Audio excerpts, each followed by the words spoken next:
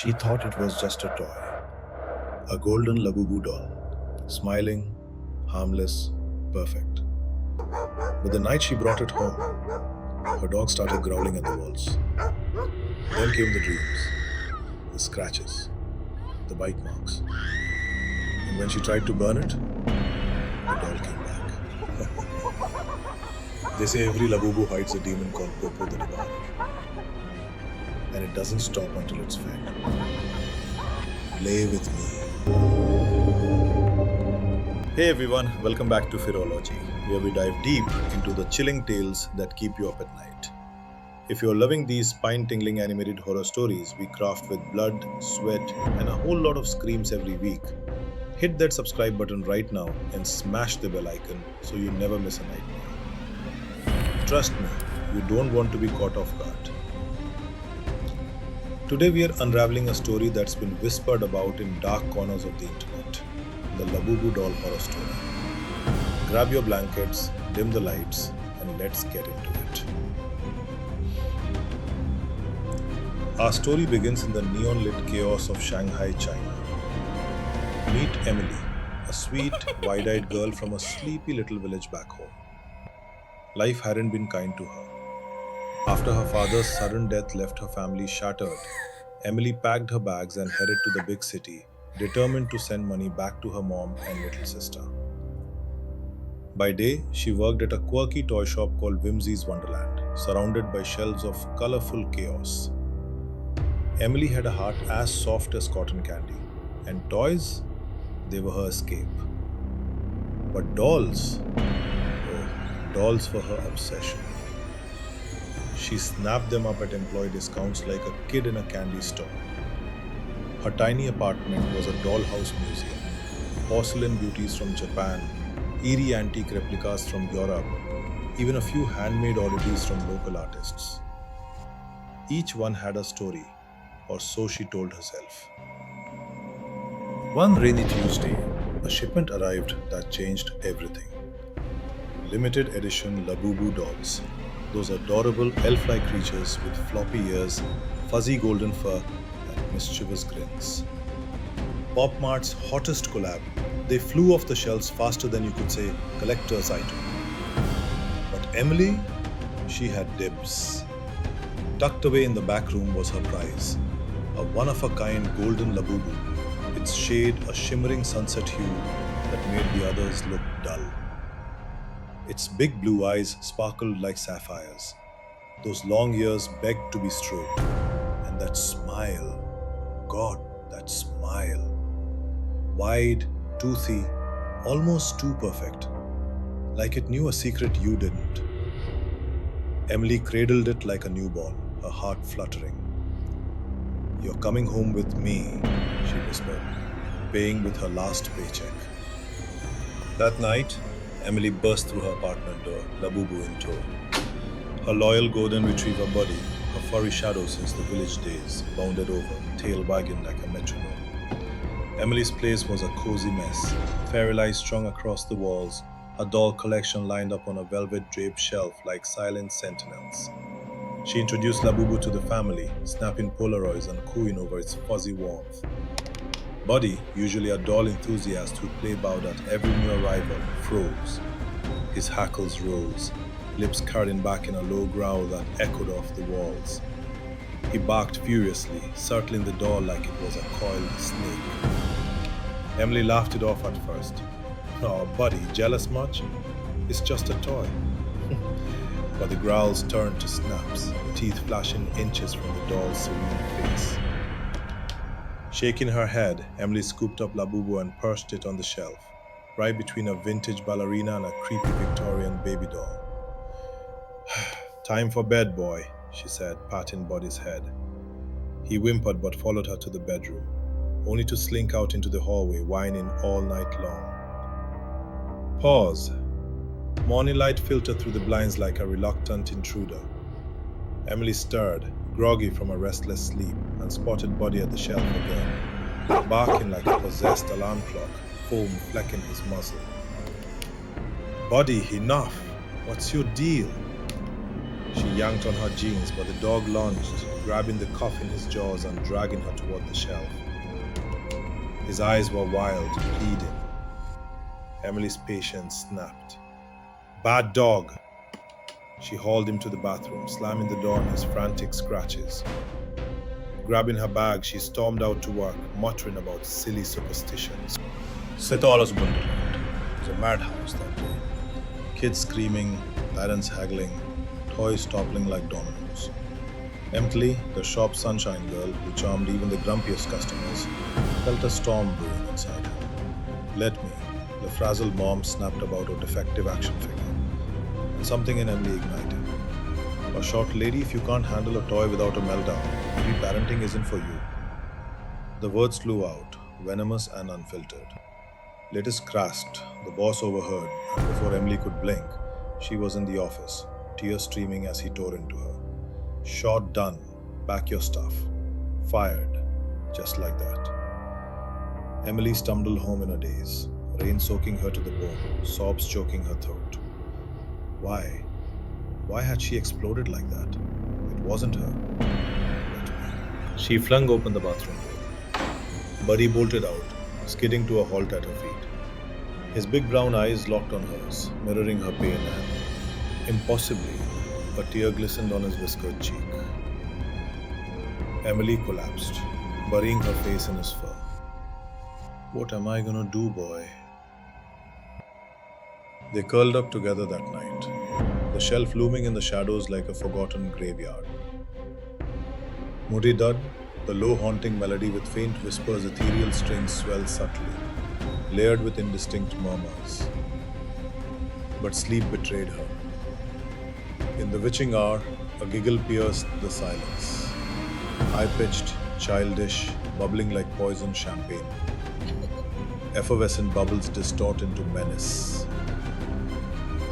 Emily bolted upright, heart hammering. In the corner of the room, shrouded in darkness, something stood. Tall, hunched, staring.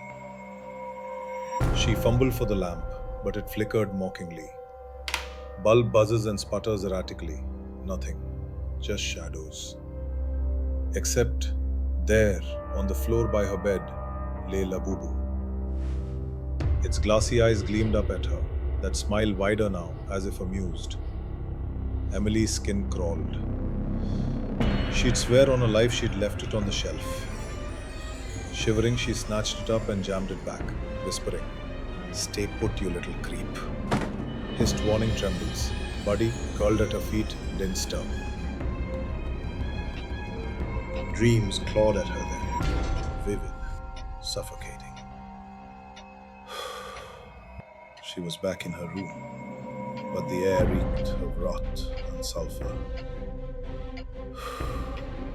From the shadows slithered an abomination, a hulking beast, skin mottled red and peeling like sunburned flesh, exposing bone and sinew beneath. Its eyes burned like embers, but those teeth, jagged fangs dripping ichor, longer than fingers. Claws like scimitars scraped the floor as it lumbered closer, its breath a fetid gale. "Play with me," it rasped, voice a warped echo of that giggle. Giggle distorts. Emily screamed as it lunged, talons raking her throat. Slashing flesh tear rip, she woke gasping, drenched in sweat. Sheets cling wetly. And there, straddling her chest like a nightmare-made flesh, was Labubu. Its weight pressed down, fussy paws on her collarbone, that toothy grin inches from her face. Emily's shriek shattered the quiet. Ladi exploded into the room, a blur of fur and fury. In a frenzy, he seized the doll, shaking it like a rat, fabric tearing, stuffing flying. Stuffing puffs scatter.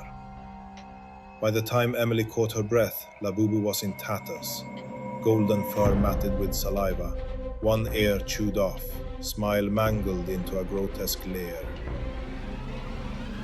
Buddy dropped the remains at her feet, panting, as if to say, "It's done." 5. Emily nodded weakly, head throbbing like a war drum. She scooped up the wreckage and hurled it into the trash, then pulled Buddy close. Good boy. Let's forget this ever happened. Exhaustion claimed her, but not before she noticed the faint red welts blooming on her arms. Tiny bites, like flea marks from hell. Subtle skinnage scratch implied. Slow fade to restless breathing. Distant city hum at dawn. 4 seconds. Sunrise brought agony. Emily's head pounded worse than a hangover from Hades, and those welts, they'd spread. Angry red clusters up her forearms, itching like fire ants. Buddy? Where are you, boy? Silence. The apartment felt hollow. She searched everywhere. Under the bed, in the kitchen cabinets, even the balcony. Bed skirt lift. Cabinet doors bang. Balcony wind whoosh. Nothing. Panic gnawed at her gut. In the bathroom, mirror fogged from her frantic breaths, she splashed water on her face. Water splashes cold and sharp, 2 seconds, and froze. Her reflection stared back, but now her cheeks were pocked with the same rash. Pinpoint bites, swelling like accusations. It looked like something had feasted on her in the night. Then, in the glass over her shoulder, a flicker. The beast from her dream, hulking behind her, jaws unhinging in a silent roar, laughter bubbling from its throat like boiling tar. Emily whipped around, empty air. But on the bathroom shelf, pristine and whole, sat Labubu. Golden fur gleaming, ears perked, smile stretched ear to ear in a rictus of malice. Impossible. Buddy had destroyed it, shredded it to rags. How? Her mind reeled. Hallucinations? A prank? But those eyes, they weren't glassy anymore. They pulsed, alive, hungry. Buddy! She wailed, bolting outside, pounding on neighbors' doors. Her footsteps scrambled down hall. No sign. Defeated, she dragged herself back in and stopped dead in the kitchen doorway. Labubu perched on the sink edge, tiny paws dangling. But now, crimson smeared its mouth, staining those perfect teeth. Drip. Drip. Emily's gaze dropped to the cabinet below. She yanked it open, and a guttural scream tore from her soul. Buddy's body lay crumpled there, mangled beyond recognition, throat ripped open, fur clumped with gore, eyes vacant and accusing. Marks gouged his flesh, too precise for any animal, too deliberate. Emily retched, collapsing against the wall. This wasn't a doll. This was a monster. A curse wrapped in fluff. Trembling, she fired up her laptop, fingers flying across keys. Labubu Doll attacks. The results hit like a gut punch. Headlines from across the globe. Collector mauled by possessed Labubu in Tokyo. Family pet slaughtered in LA, doll blamed. Exorcism performed on viral toy in Mexico City. Stories poured in, owners losing jobs overnight, plagued by unexplained rages. Mysterious illnesses blooming like curses, loved ones vanishing, only to turn up, changed. Distant sobs and coughs echo subtly. One forum thread chilled her deepest. Labubu isn't just a doll. It's a vessel. Whispers say it's tied to an ancient demon, Popo the Devourer, a trickster spirit from forgotten folklore. load into these toys during a botched factory ritual in Guangdong. They smile to lure you in, then feed on your fears, your bonds, until you're hollow. Street Emily's ragged breaths filled the void. Emily's rash burned hotter, her vision blurring. Eyes blur with watery haze. No more waiting. She grabbed the doll. It felt heavier now, warm, almost squirming. Doused it in lighter fluid from the utility drawer and struck a match.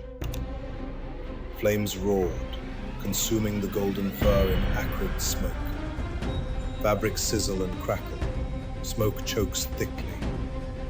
The smile blackened, eyes melting like wax. When only ash remained, she scraped it into a jar, raced to the Huangpu River and hurled it into the churning waters. Frantic footsteps splashed to That night, she called her little sister back in the village, voice cracking as she spilled every detail. Connection crackles, sobs break through recount. It's over, Em. You beat it. Her sister's words were a lifeline. Lifeline tug implied in steadying breath. Emily slept like the dead for the first time in days. Fade to silent repose. But dawn brought horror's cruel encore. Neighbors pounded on her door, faces ashen. Police swarmed the hallway. Boot stormed chaotic, radio static crackles. Emily's body lay in the living room, pale and still, throat a ragged ruin. Those same claw marks etched into her skin. And clutched in her stiff fingers, Labubu. Whole, golden, grinning. A cohorter from Whimsy's, the girl who'd eyed the doll enviously weeks ago, confessed tearfully. I took a piece of it home, just the year, for luck.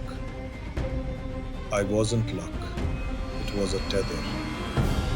The curse had leaped, hungry for more. Mali Whimsy, folks, that's the tale of the Labubu Doll, or at least one version ripping through the shadows of the world. Is it urban legend, mass hysteria over a cute collectible, or something darker, a demon stitched into every seam, banned in half a dozen countries after waves of incidents, from Singapore seizures to Vatican warnings? Priests have tried blessings, shamans have chanted, but the smiles keep coming back. Grin stretch snaps resilient. What do you think?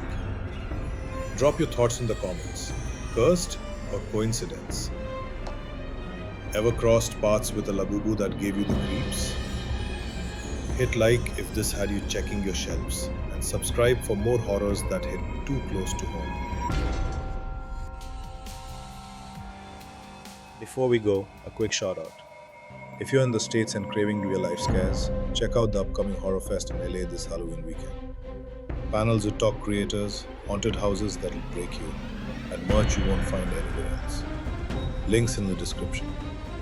Stay spooky, stay safe, and whatever you do, don't play with dolls you don't know. See you next time.